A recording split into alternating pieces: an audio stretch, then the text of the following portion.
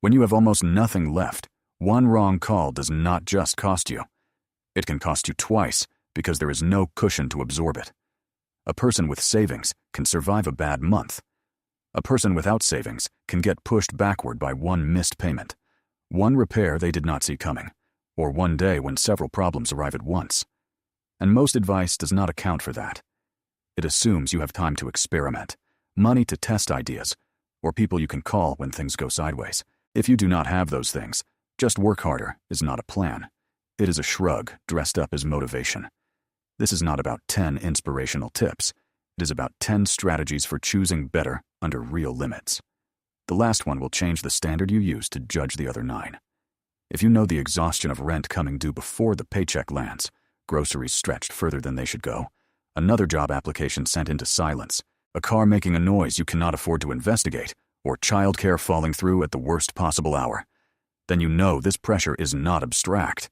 It does not only drain your bank account, it can drain your attention. Research on scarcity suggests that when money or time is severely limited, attention can narrow around whatever demands an answer right now. That may leave less mental room for decisions whose benefits arrive later. That is not a character flaw. It is not proof that you are lazy, careless, or less intelligent. It is one reason urgent problems can consume the very attention needed to escape them. The less margin you have, the less you can afford to depend on sheer effort alone. Someone with money and connections may survive a few sloppy decisions. Someone without that safety net has fewer recoverable mistakes. That creates a hard contradiction. The people told most often to push harder may be the people who can least afford to push in the wrong direction. This is where an ancient strategic text becomes useful, if we use it honestly.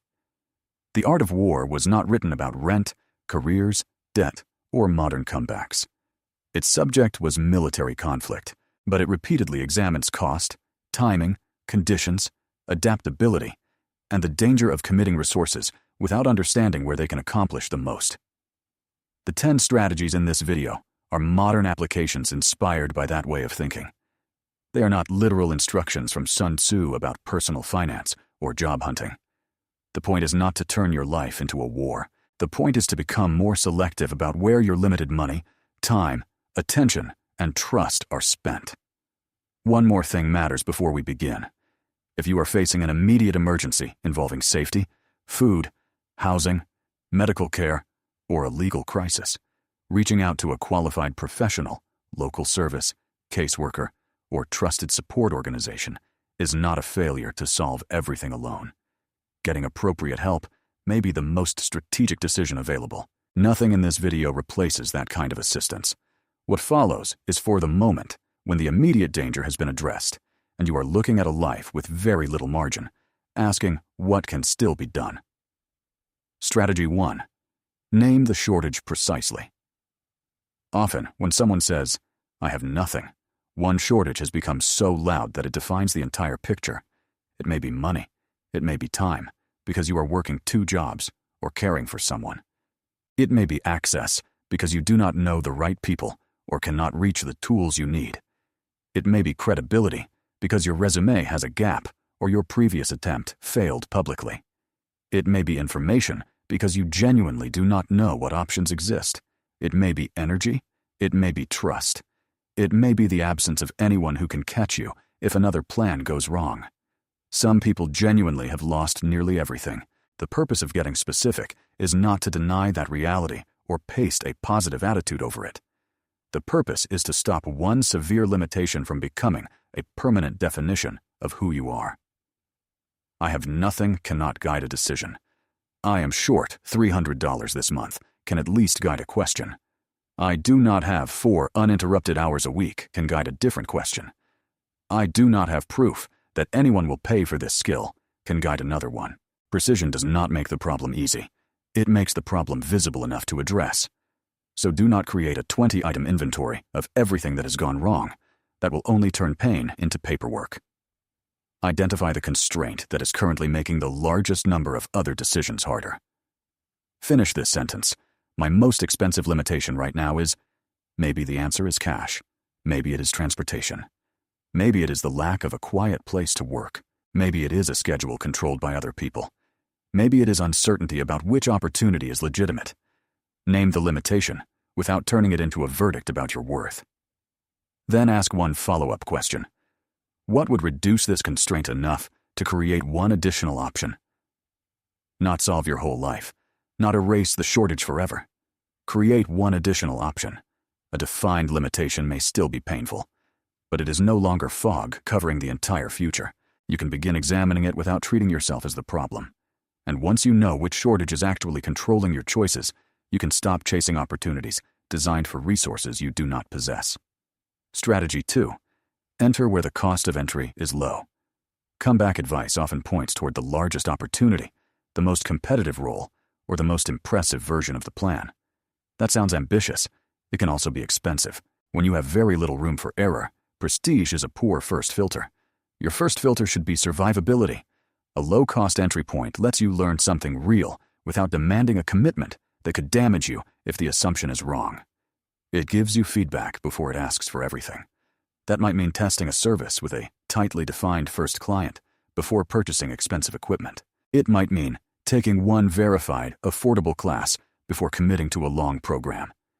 It might mean applying for an adjacent role where your current experience is relevant instead of competing immediately for a position that requires credentials you do not yet have. It might mean producing one sample for a clear purpose rather than building an entire brand before anyone has shown interest. Low cost does not only mean low price, it can also mean limited time, limited reputational risk, and a clear exit. Ask 4 questions. How much money must be committed before I receive useful feedback? How long will it take before I know whether the idea deserves another step? Can I leave without creating a larger problem? Is there observable demand, or am I betting on hope alone? The art of war compares conditions before commitment and repeatedly favors action, where resistance is lower and advantage is more realistic. The modern parallel is not to search for weak people or exploit anyone. It is to stop proving your courage by entering the most expensive contest available. Suppose you want to offer a service. The expensive version is buying software, designing a website, paying for a logo, and spending weeks preparing a launch before speaking with a potential customer. A lower-cost version is having 5 serious conversations, defining one small offer, and discovering whether the problem is urgent enough that someone would pay to solve it. This does not guarantee income, admission, or success. It reduces the amount one wrong assumption can take from you. When resources are scarce, a reversible test is not cowardice. It is information purchased at a price you may be able to survive. But even the right entry point will not help if you cannot explain why anyone should let you through it. Strategy 3. Convert ability into usefulness. Plenty of people possess real skills without ever translating them into something another person can recognize as useful. You may be highly organized, technically sharp, calm under pressure, good with your hands, able to write clearly, or experienced at coordinating complicated responsibilities. Those abilities matter. But ability by itself is difficult for someone else to buy, hire, recommend, or trust. The bridge is usefulness. Organization becomes useful when it reduces the paperwork overwhelming a small business. Technical knowledge becomes useful when it diagnoses a recurring problem. Years spent coordinating care for a family member may have developed scheduling, communication, and logistics skills that apply in other settings. Clear writing becomes useful when it helps an organization explain something its customers do not understand. Attention to detail becomes useful when it catches expensive mistakes before they leave the building. There is no magical hidden talent to uncover here. The work is translation. Begin with something you can already do with reasonable competence. Then ask who experiences a problem connected to it. Finally, reduce the promise until it is specific enough to understand and honest enough to keep. The sentence should sound like this. I can help this type of person solve this specific problem under these conditions. Not, I can transform your entire business. Not, I am passionate, hardworking, and ready for anything. Those claims are too broad to evaluate. Try something narrower. I can organize your customer inquiries into a system your team can answer each morning. I can review the instructions and identify where new users are getting confused. I can assemble and format the weekly report from information you already collect. I can complete these specific repairs using tools I am qualified to use. The offer needs boundaries.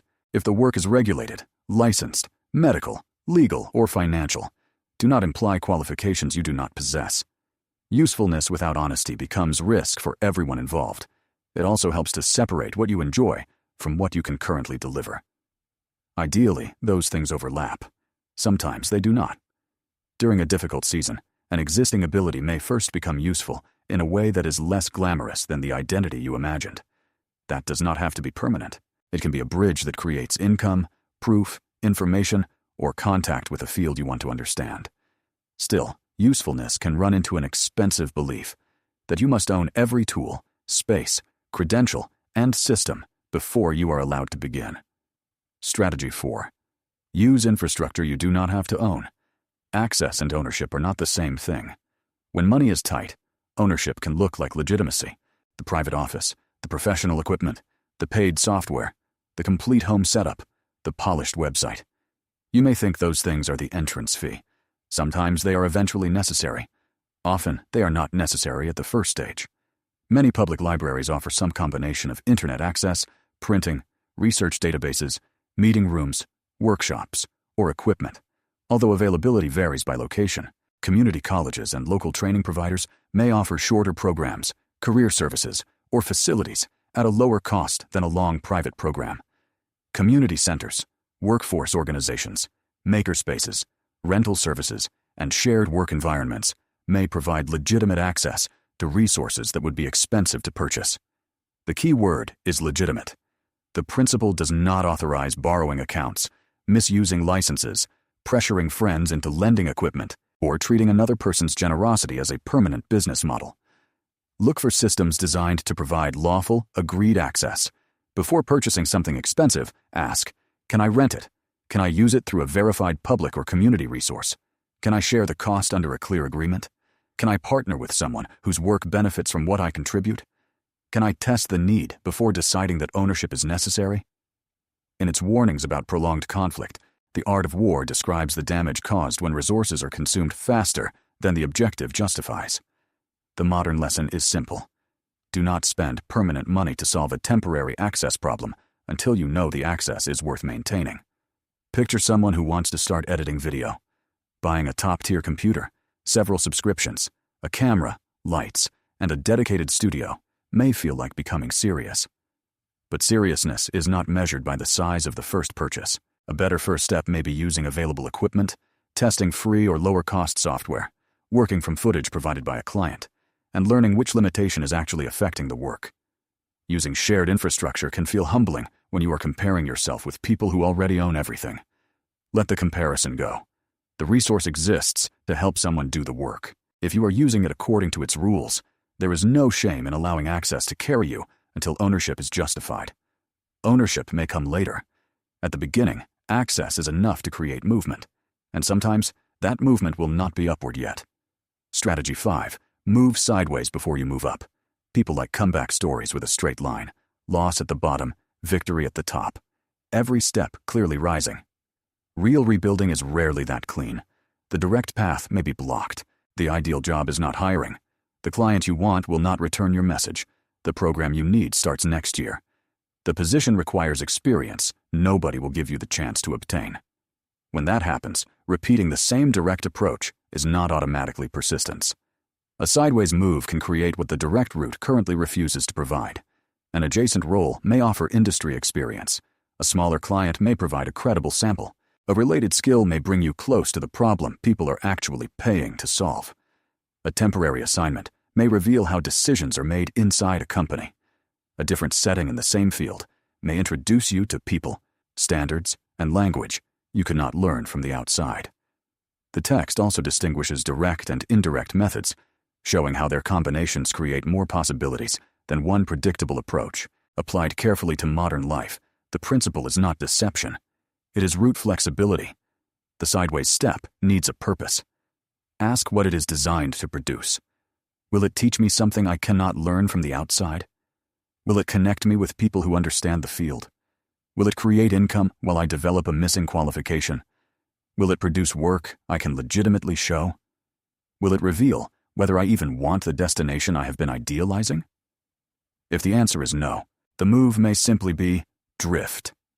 If the opportunity asks for endless sacrifice while providing no learning, income, access, or credible next step, Calling it strategic does not make it healthy. A bridge must lead somewhere. There is also an emotional cost to moving sideways. Other people may misunderstand it. They may see a smaller role and assume you are falling behind. They may not see the information, stability, or relationship you are trying to build. You do not need everyone to understand the logic of a step that was designed for your actual constraints. But you should understand it. Write down what the lateral move is supposed to give you and when you will evaluate it. Without that, an intelligent detour can quietly become a permanent waiting room. If you are rebuilding with limited resources right now, leave one word in the comments: money, time, access, or trust. No backstory required. Just name the constraint. Once you enter through a smaller or indirect route, you face a new problem. People may not know your name. They may not know whether you can be trusted. You may not have impressive credentials or a network willing to speak for you.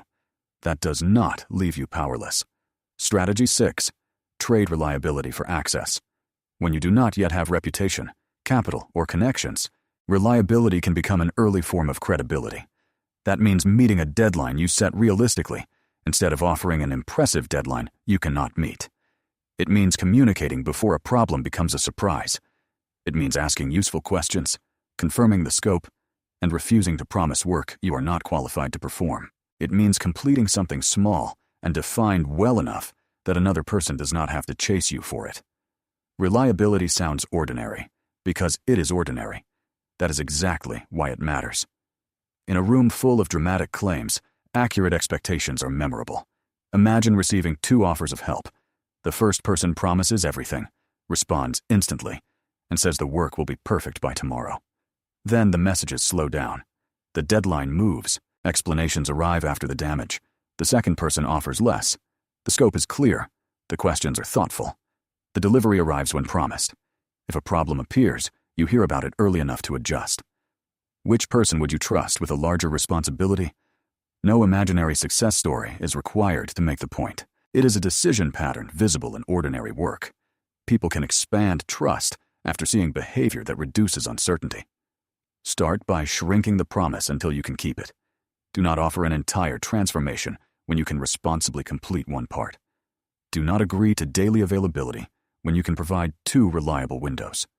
Do not pretend to know an answer when you can say, I need to verify that before I commit. Reliability is not obedience. It does not mean accepting disrespect, tolerating unsafe conditions, or working without boundaries. It does not mean staying permanently underpaid to prove that you deserve a chance. If you offer a small sample to demonstrate your work, define the scope, time frame, ownership, and purpose. One bounded demonstration can be strategic. Open-ended, unpaid labor is exploitation with better branding. There is another side to reliability that people under pressure often miss: reliability toward yourself. When life has been unstable, you may make ambitious private promises because you desperately want to feel in control again. You decide that tomorrow you will apply for 20 jobs, exercise for an hour, finish a course, rebuild your resume, and fix every neglected obligation. By evening, the list has collapsed. The failure becomes more evidence that you cannot trust yourself. Try a smaller agreement. Choose the amount of work that can survive a difficult day, not only an ideal one. Keep that agreement long enough to learn your real capacity. Then increase it. The aim is not to lower your standards forever. It is to restore accuracy between what you say and what you do. Credibility grows when claims and behavior begin matching again. Other people notice it. More importantly, you notice it.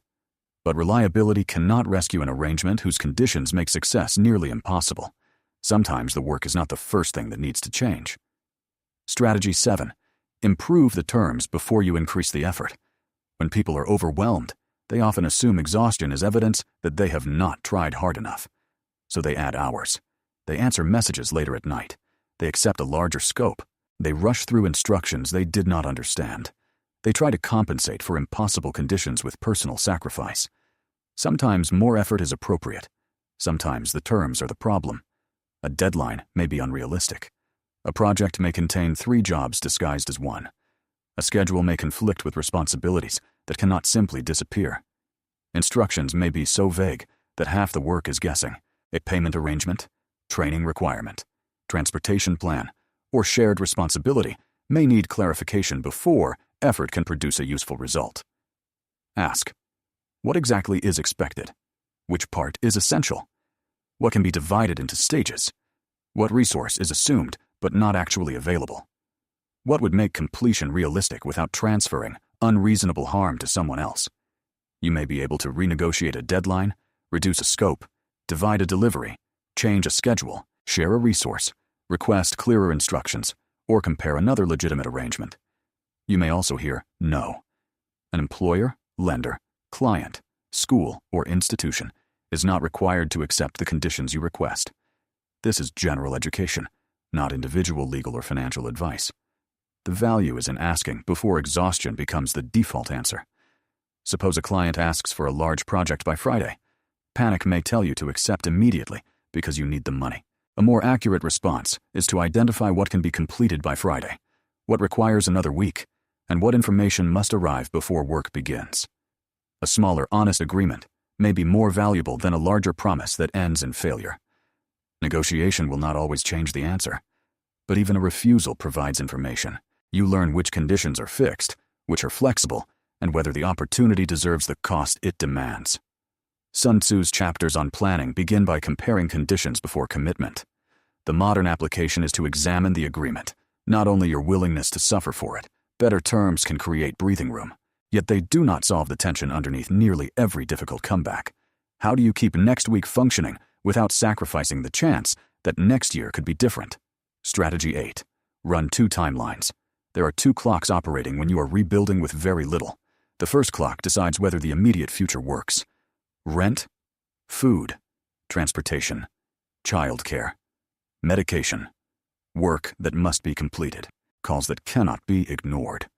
The second clock decides whether 6 or 12 months from now will look any different. A qualification, a portfolio, a professional relationship, a repaired record, a new source of income, a better way of using a skill you already possess. If you give everything to the first clock, you may survive this week only to meet the same emergency next week. If you give everything to the second, you may build a beautiful future plan while the present collapses beneath it. The answer is not a universal percentage.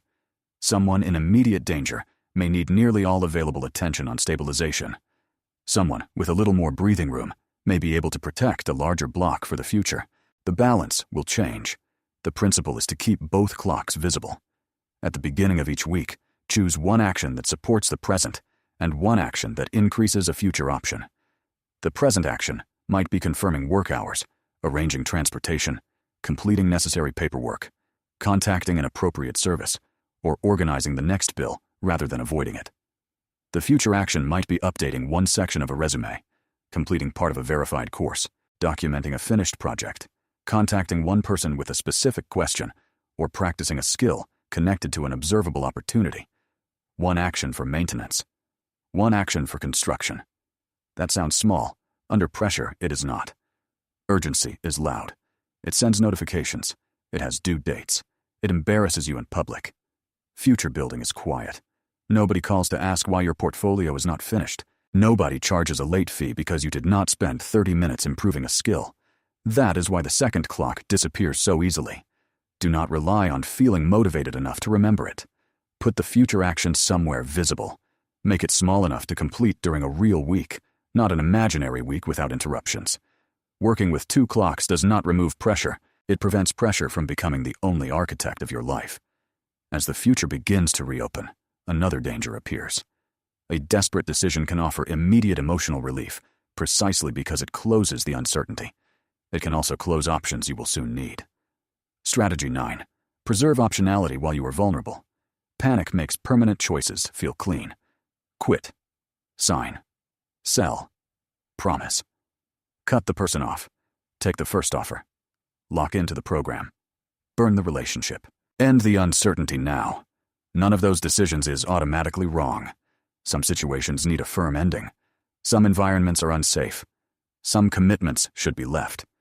The danger is allowing the desire for immediate relief to make an irreversible decision before you understand its full cost. Preserving optionality means keeping more than one responsible path available, while you gather the information needed to choose. It may mean testing a service before purchasing a long contract, keeping a credential active while you investigate another field, leaving a professional relationship respectfully instead of destroying it during one angry exchange, comparing several verified programs before committing money, keeping current income while a new source is still unproven when that is reasonably possible. Optionality is not indecision. Indecision avoids the moment of choice. Optionality creates a deliberate testing period and defines what will end it. Set a date. Set a budget. Set a result you need to observe. Set the information that must be verified. For example, I will test this offer with 5 appropriate prospects before purchasing equipment. I will compare the total requirements of 3 verified programs before enrolling. I will give this schedule 4 weeks, track what it actually costs, and decide on a specific date. The numbers are not universal rules. They are boundaries that prevent, I am still thinking, from continuing forever. Across the art of war, adaptation to changing conditions matters more than loyalty to one rigid method. The modern lesson is not to remain uncommitted forever. It is to avoid sacrificing flexibility before the situation has given you enough information. There is dignity in changing direction when evidence changes. There is also dignity in committing once the evidence is sufficient. When you have little, options are a form of protection. A second possible client, another training path, a maintained relationship, a reversible test, or a clear exit can reduce the amount of power one failure holds over you. That leads to the final strategy, because preserving options is useful only if your actions keep creating more of them. Strategy 10. Make every move pay more than once. The question most people ask is, will this work? That question matters. It is also incomplete. When your resources are limited, ask a second question. If the main result does not happen, what will I still have gained? A strong decision can sometimes return value in more than one form. It may produce income and sharpen a skill. It may fail to land the client, but leave you with a legitimate sample of work. It may not produce the exact job, but create a relationship and better information about the field. It may not become a permanent business, but reveal what customers actually need. It may not solve transportation permanently, but show which opportunities are possible without a daily commute. Nobody can promise that every action will produce several benefits. Some attempts simply fail. Some losses teach very little. The point is to prefer decisions with more than one plausible source of value whenever you have a responsible choice. Imagine 2 training opportunities with similar costs. The first provides information, but no project, no feedback, and no recognized outcome. The second teaches the same core material, requires you to complete a useful project, gives qualified feedback, and connects the work to a real hiring process. Neither guarantees employment, but the second has more ways to leave you stronger, even if the ideal result takes longer. Use 4 categories. Immediate return. What could this produce now? Capability return. What could I become better able to do? Credibility return. What legitimate proof or trust could remain? Option return. What future path could become available? You do not need all 4. 2 meaningful returns may be enough to make one path more resilient than another. This changes the psychology of rebuilding. You stop demanding that one dramatic opportunity save you. You begin choosing steps that add something useful even when the largest hope does not arrive on schedule. The first strategy made you identify the real shortage. This final strategy asks every action to weaken that shortage while strengthening something else. If money is the primary constraint, a useful move may create income while also producing credible work. If time is the constraint, a useful system may solve a current obligation while teaching you which tasks should be eliminated, delegated, or standardized. If access is the constraint, a useful project may create a legitimate reason to enter a new professional conversation. If trust is the constraint, a smaller promise kept well may produce both a completed result and evidence of reliability. That is how momentum becomes less dependent on a miracle.